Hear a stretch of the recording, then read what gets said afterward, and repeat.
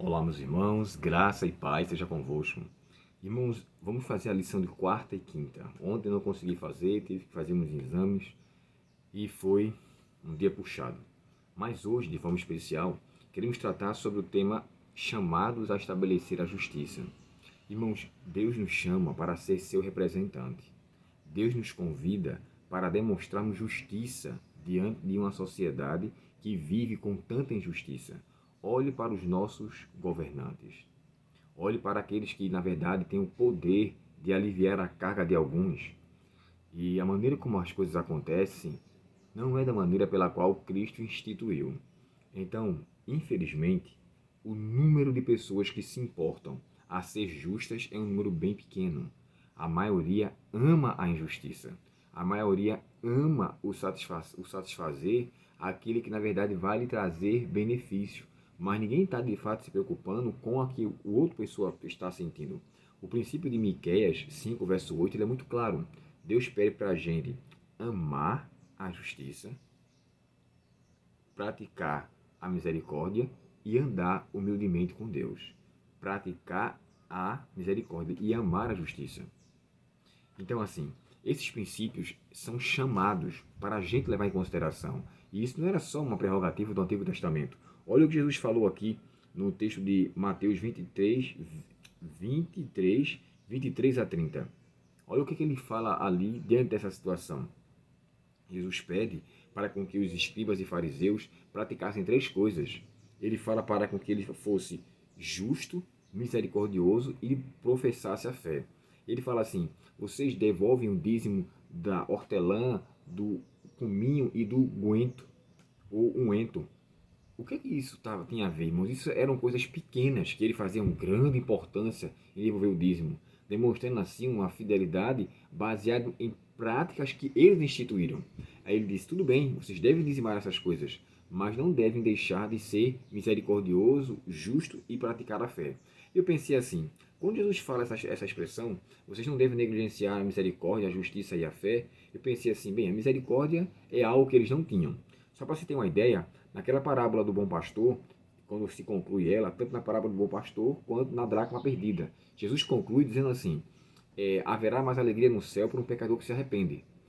Os escribas, os líderes daquela época, ensinavam que o céu se alegrava quando um pecador era destruído, quando um pecador era morto. E Jesus fala que quando o pecador se arrepende, há uma festa no céu. O que eles ensinavam era um contrário totalmente ao que Cristo ensinava. Então, assim, eu vi ali a questão da justiça e da misericórdia, mas e a fé? Aí eu me lembrei de um texto de 1ª carta a Timóteo 5, verso 8, quando fala assim: aquele que não tem cuidado dos seus, aqueles que estão ao seu redor, e o de sua própria casa, já uma coisa mais íntima, negou a sua fé, e é pior que o incrédulo. Então eu entendo aqui que a fé, baseado nesse verso, ele é algo que demonstra uma ausência de cuidado para com o próximo. Então, se eu não demonstro crer em Deus, mas não pratico o amor, a misericórdia e não exerço a fé da qual Cristo me instituiu, eu sou como um incrédulo, pior do que o incrédulo. Aqui eu entendo esse chamado como nós de fato devemos proceder. Na lição de quinta-feira, que é de hoje, é quem é o meu próximo?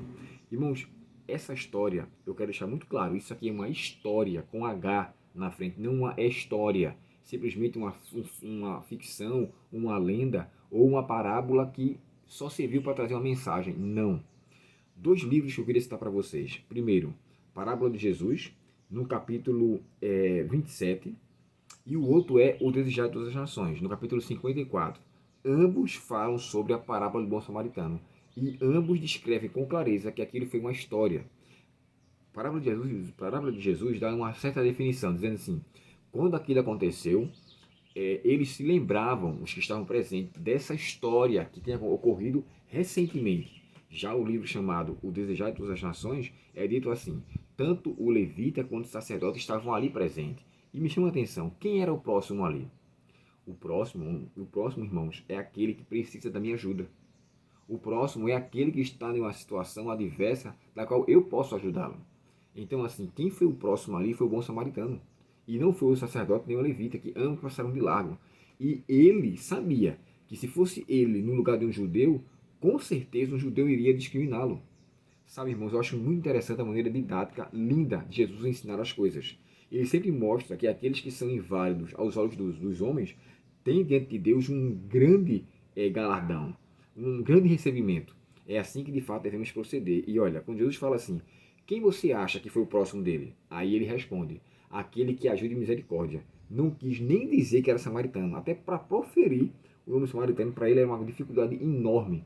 Aí Jesus então termina dizendo, vá você e faça o mesmo. Faça como ele fez. De fato, mostre amor ao próximo, exercendo o exemplo daquele que você repudia, porque ele tem muito mais oportunidade, tem mais condição de ser aceito por Deus do que vocês.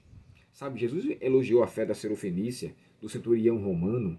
Ele enalteceu também quando ele fala sobre a fome que tinha lá em Naim, a viúva de Naim, quando ele demonstra auxílio da parte de Elias, do outro da parte de Eliseu também. Então ele fala assim, eles tinham muitas viúvas, mas a ela foi enviado. Poxa, uma mulher que era pagã, mas Deus sempre demonstra sinceridade nos corações das pessoas, das quais ele tem disposição de levar a mensagem e eles a recebem de bom grado. Sabe, irmãos, o nosso próximo é todo aquele que precisa de você.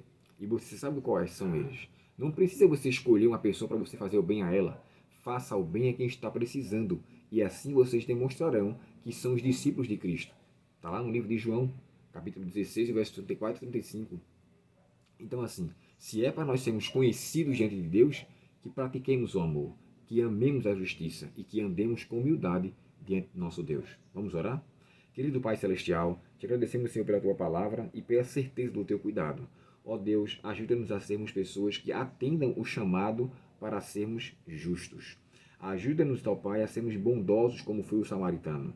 Ele, de fato, demonstrou um grande amor para com o seu próximo. E independente de sua raça ou de qualquer preconceito, ele lhe estendeu a mão. Que façamos de igual forma, Senhor. Dá-nos neste dia a tua paz, perdoa nossos pecados, te pedimos em nome de Jesus. Amém. Forte abraço, Deus te abençoe. Até o próximo estudo, que o próximo estudo será a última lição do trimestre. Que Deus nos abençoe e nos prepare para esse grande momento em Cristo Jesus. Forte abraço. Bom final de semana para você.